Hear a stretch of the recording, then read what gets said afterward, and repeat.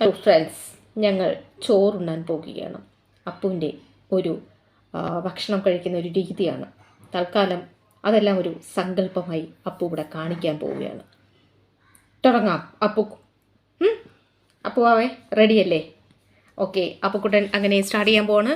എങ്ങനെ അപ്പുക്കുട്ടൻ ചോറുണ്ണുന്നേ? അങ്ങനെ എൻ്റെ കൈയാണ് അപ്പുവിൻ്റെ പ്ലേറ്റ്. ഓക്കെ, ചോറ് കഴിക്കൂ. കഴിക്കും. പതുക്കെ കഴിച്ചാൽ മതി കേട്ടോ, കുറച്ച് പതുക്കെ കഴിച്ചാൽ മതി കേട്ടോ. ചോറിന് എന്തൊക്കെ കറികളുണ്ട്?